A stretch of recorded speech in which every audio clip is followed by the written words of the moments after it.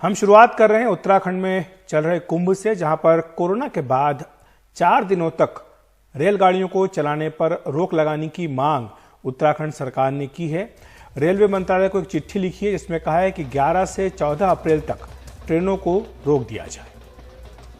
और कोरोना से बिगड़ते हालात और कुंभ में जुटी भीड़ की वजह मानी जा रही है कि ट्रेन न चलाने का आग्रह किया गया है।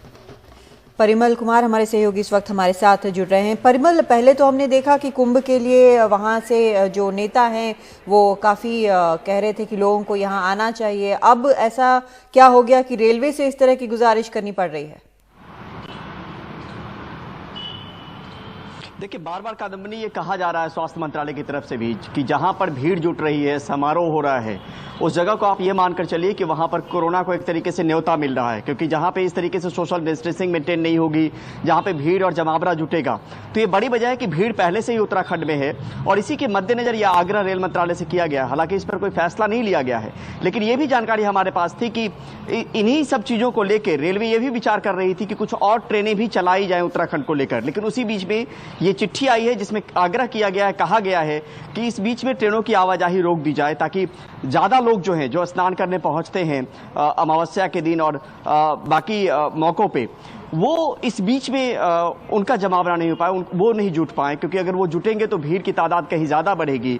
और जैसे ही भीड़ होती है वो सीधे तौर पे आगाह किया जाता है कि एक तरीके से आप सोशल डिस्टेंसिंग और बाकी चीजें मेंटेन नहीं कर सकते, तो कोरोना महामारी का खतरा जो है वो ज्यादा बढ़ जाता है।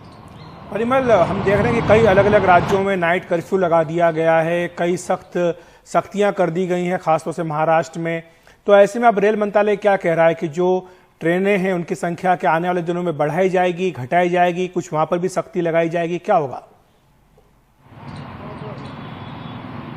देखिए, रेलवे पहले से भी कहती रही है कि ट्रेनों की संख्या बढ़ाई जाएगी। एक विचार चल रहा था कि ट्रेनों की संख्या बढ़ाई जाए, लेकिन उस वक्त इतने मामले नहीं आ रहे थे। उस वक्त मामले जब करीब 45-46 हज़ार रोजाना के आसपास आ रहे थे, तब की ये बात थी। करीब आज से करीब हफ्ते 10 दिन पहले जब नई ट्रेनों को शुरू करने की बात हो रही थी। और जहां तक बात नाइट कर्फ्यू की है और या वीकेंड लॉकडाउन की है, तो एनसीडीसी और स्वास्थ्य मंत्रालय ने माना भी है कि इसके बहुत कम इंपैक्ट होते हैं। और पहले भी कहा है, 15 मार्च की प्रेस कॉन्फ्रेंस में और 15 मार्च को चिट्ठी में भी केंद्रीय स्वास्थ्य सचिव ने इस बात पे जोर दिया था कि इन सब के बहुत ज्यादा फर्क नहीं पड़ते कि नाइट कर्फ्यू लगा दें या वीकेंड लॉकडाउन लगा दें, लेकिन एक जरिया हो सकता है जो राज्य सरकार अपने स्तर पर कर सकती है। लेकिन यहां पर यह भी हमने देखा है कि जो टीमें अलग अलग जगहों पर भेजी गई हैं और बार बार भेजी जाती है सेंट्रल टीमें, कि कंटेनमेंट स्ट्रैटेजी को कैसे इंप्लीमेंट में लाना है, कॉन्टैक्ट ट्रेसिंग कैसे करनी है, टेस्टिंग को कितना बढ़ाना है, लोगों को कोविड एप्रोप्रिएट बिहेवियर कैसे अपनाना है, टीकाकरण को लेकर आगे आना है। तो ये तमाम वो तरीके हैं जिनके दम पे जो है इस महामारी से मुकाबला किया जा सकता है। और इसी को लेकर गुजारिश की जा रही है राज्यों से कि वो इसी दिशा में आगे बढ़ें। परिमल, क्योंकि आप स्वास्थ्य भी देखते हैं, रेलवे भी देखते हैं, इसलिए उत्तराखंड से जुड़ा ये सवाल है। वहां पर कुंभ जब शुरू हुआ तो कहा गया कि हर एहतियात बरता जाएगा, लेकिन हमने देखा है कि किस तरह से वहां से भी मामले आए हैं संक्रमण के। और अब इस तरह से जब एक गुजारिश की गई है कि और ट्रेनें ना चलाई जाएं, बंद की जाए ट्रेन 4 दिन के लिए ताकि और भीड़ ना बढ़े, इसका हम क्या मतलब समझें कि जो स्वास्थ्य मंत्रालय की तरफ से जो लगातार ब्रीफिंग होती रही है कि भीड़ ना जुटाएं, किसी राज्य में धारा 144 लगी हुई है, नाइट कर्फ्यू लगा हुआ है, ये दो बिल्कुल परस्पर विरोधाभास वाली चीजें हैं। तो साफ इसमें यही मानना चाहिए कि भीड़ जो है इसका सीधा मतलब है कि संक्रमण बढ़ेगा। क्या इस पर कोई और डायरेक्टिव आएगा स्वास्थ्य मंत्रालय की तरफ से? देखिए, फिलहाल एसओपी जारी कर दिया गया है, लेकिन समय के हिसाब से आप सीखते हैं कादम्बनी, वही एक कोशिश है कि शुरुआती दौर में हो सकता है किया गया हो, लेकिन अब जो है ये कोशिश हमेशा स्वास्थ्य मंत्रालय की तरफ से ब्रीफिंग में बार बार जोर डाल के किया जाता है और कहा जाता है। इनफैक्ट कल हर्षवर्धन जो केंद्रीय स्वास्थ्य मंत्री है, उन्होंने भी कहा कि जो भीड़ है वो एक तरीके से न्योता देता है कोरोना को। और ये बार बार चीजें दोहराई जा रही, क्योंकि कोई नया मैकेनिज्म नहीं है कोरोना को रोकने को लेकर।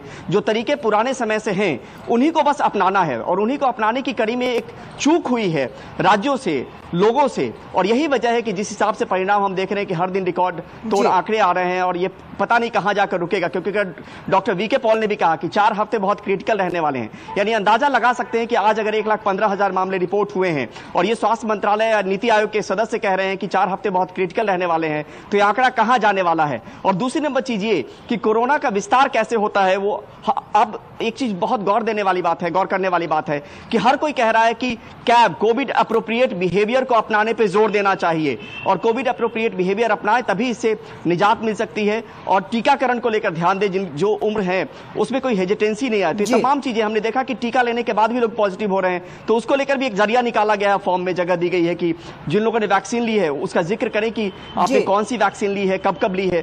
तो इस बात को लेकर भी कॉलम जोड़ा गया। तो तमाम स्तर पे काम हो रहा है, लेकिन लोगों से गुजारिश यही हो रही कि वो एहतियात और संयम बरतें और जो भी उपाय बताए गए उसको अपनाएं।